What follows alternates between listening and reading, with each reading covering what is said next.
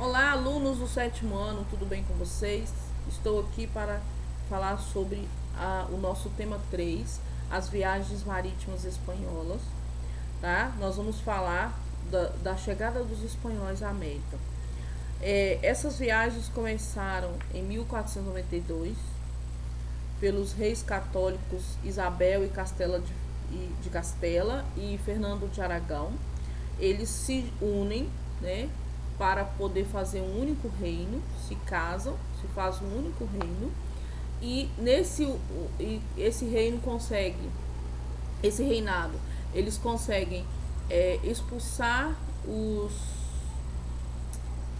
os árabes de Granada e concluir o processo de formação do reino da Espanha. E aí com isso eles iniciam as grandes navegações a partir dessa data. Contratam o Cristóvão Colombo, que era um navegador genovês italiano, e ele é um dos primeiros a chegar à América.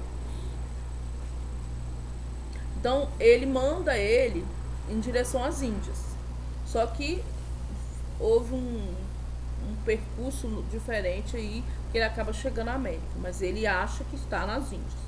Então, inspirado pelo espírito renascentista, ele era também um aventureiro ambicioso, ele era um estudioso das navegações e acreditava que a Terra era redonda e afirmava que era possível chegar às Índias passando pelo oeste. Só que, no meio do caminho, a direção muda e ele vai chegar às Índias. Só que ele vai chegar à América. Só que ele acha que está nas Índias. Portanto, ele denomina o nome dos moradores, né, que eram os índios, né, os nativos de lá, de índios. Por isso que o nosso índio brasileiro hoje tem o nome de índio, tá? E o primeiro local que ele aportou foi no Caribe, e ele batizou o lugar chamado São Salvador. Hoje São Salvador, hoje é a atual Bahamas, tá? E em seguida alcançou Cuba, Ilha de São Domingos, e também chamou de Hispaniola, né, onde hoje é Haiti e República Dominicana. E pensando estar nas Índias, chamou seus habitantes de índios, como eu falei, né? E aí ele morreu em 1506, né, acreditando que tinha chegado às Índias pelo oeste, e foi somente o navegador Florentino Américo Vespuccio, após 3 viagens à América, que apresentou a hipótese que essas terras encontradas eram outro continente, não a Índia. E aí, os países navegavam, Espanha e Portugal, navegavam para um lado, navegavam para o outro, durante muitos anos. E a Espanha sempre fazia. Aí vou mostrar aqui pra vocês um negócio. Dá pra ver? Não dá, né? Tá meio branco.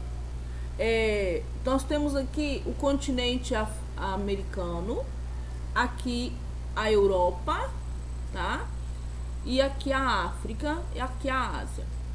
Da Europa vinha para cá, para esse continente, vários navegadores, né? Só que tudo que descobria desse lado de cá pro lado do Pacífico ficou mais para Espanha. E do outro lado, pro lado do Atlântico, ficou mais para Portugal. Por que isso? Deixa eu ver. Assim fica melhor. Porque eles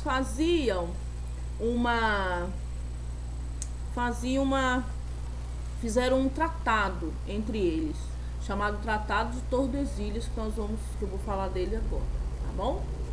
Então, nesse Tratado de Tordesilhas, primeiro eles fizeram uma bula intercoetera, que foi em 1493. Recorreram ao Papa Alexandre VI para poder ele resolver como é que ficaria a situação dos dois países, né? Só que eles não gostaram da forma que foi dividido.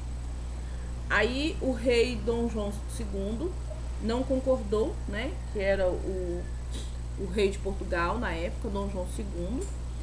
E aí, para evitar conflito entre esses dois países, entre Portugal e Espanha, o Papa então convidou para uma nova reunião e chamou para eles reunirem na cidade espanhola chamada Tordesilhas.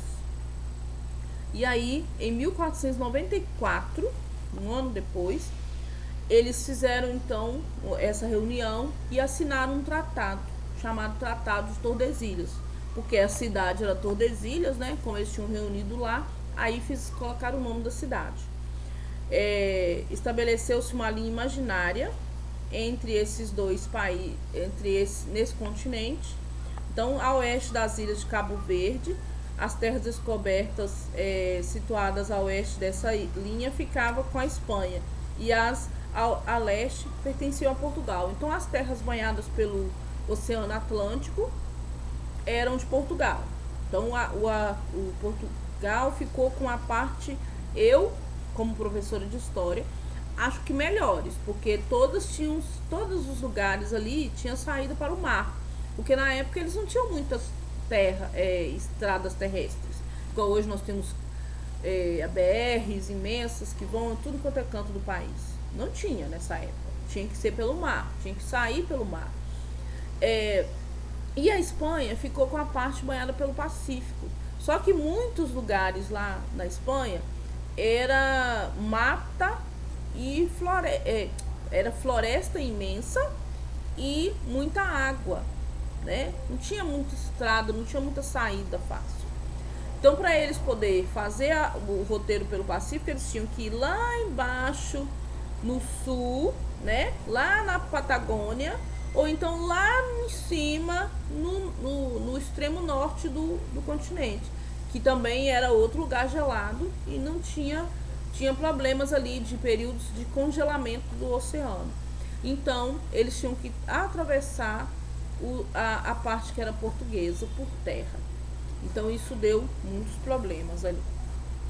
E aí, ficou decidido dessa forma, esse Tratado de Tordesilhas. E aí nós vamos ver que esse povo, esse navegador, junto com a sua tripulação, ele tinha muito problema em alto mar, a vida em alto mar.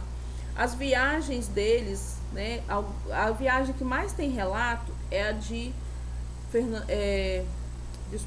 Cristóvão Colombo. Cristóvão Colombo levou com ele um homem chamado Pero Vaz de Caminha, que era um escritor. Era uma pessoa, um escritor que depois a sua carta, muito longa, alguns trechos dela a gente vai encontrar pelo nosso livro aqui, mas hoje ela é usada nas aulas de literatura, nas aulas de história, nas aulas de português, nas aulas de redação. Então, é uma carta que ficou famosa, porque ele foi escrevendo tudo pelo Vaz de Caminha, Cristóvão Colombo não, gente. Foi Pedro Álvares Cabral que levou pelo Vaz de Caminha. Eu troquei os homens aí, desculpa. E aí, Cristóvão Colombo também levou uns relatores, só que ele não deu muita importância a isso. Porque o que acontecia? Tinha que passar para o rei lá na metrópole de origem o que encontrou. Então ia relatando, achamos isso, porque a intenção era procurar pedras preciosas, procurar ouro para aquela nação. Então tinha que relatar, né? E aí Cabral então levou esse homem e a carta dele ficou famosa, né? Foi para lá e ficou famosa mesmo. Hoje você pega, se você for fazer uma pesquisa, você vai achar muitas coisas sobre a carta dele. E muitas coisas a gente ficamos sabendo por causa desses relatos, mas nem todas as coisas eram relatadas, né?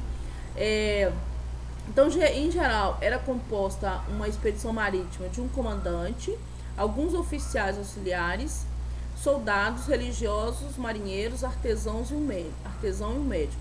E alguns também levavam padres jesuítas, que a intenção também era catequizar as pessoas que encontrassem por ali. E também tinha um outro porém de não ter muito relato. Muitas pessoas, tirando o navegador, a maioria era analfabeta. Da tripulação que tivesse ali, a maioria era analfabeta. Não tinha muita gente que sabia ler ou escrever, tá? Então, por isso, não tem muito relato. E também eles enfrentavam muitas dificuldades e perigos em alto mar. Eles tinham já as fantasias de que o mar, as pessoas iam entrar no mar, no barco, e o barco em determinado momento ia cair num buraco. Ou que tinha monstros marinhos para engolir a embarcação junto com eles dentro. Ou que tinham polvos imensos com vários tentáculos para poder trucidar todo mundo. Então tinha essas histórias. E além disso, eles tinham um outro problema, que eram as doenças. Essas não eram fantasiosas, não, eram as reais. As doenças que atingiam eles: o tifo, a coqueluche e o sarampo. E além da mais temida doença, que era escorbuto, que era a doença que era o chamado mal das gengivas. Começava a sangrar as gengivas. Por quê? Porque eles não tinham consumido carne fresca, por exemplo. Eles não tinham consumido legumes, porque eles até levavam várias coisas, mas isso estragava com o tempo. E aí eles não tinham muita vitamina C. E aí a água, dependendo da quantidade de tempo da viagem, a água acabava, a comida acabava, e dava no navio, sempre tinha ratos que roíam as coisas deles. Então isso tudo trazia para eles doenças, tá? Eles tinham risco de naufrágio, né? Por causa das tormentas que aconteciam nos mares. E tinham também um outro problema, muito coisa, que eram as calmarias. Como o barco era movido a vapor, né? A vapor, às vezes o braço das pessoas ficavam lá no fundo lá para poder fazer o barco andar, navegar, né?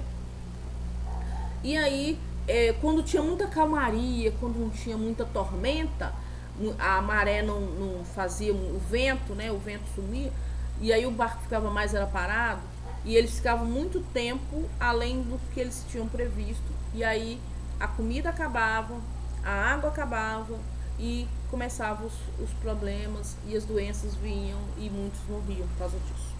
Então, esse é o nosso assunto aqui do tema 3, tá? Leiam tudo, olhem aí, pesquisem, e nós vamos e façam as atividades, né, propostas aí que vocês vão receber junto com o roteiro. Fique com Deus e até o próximo.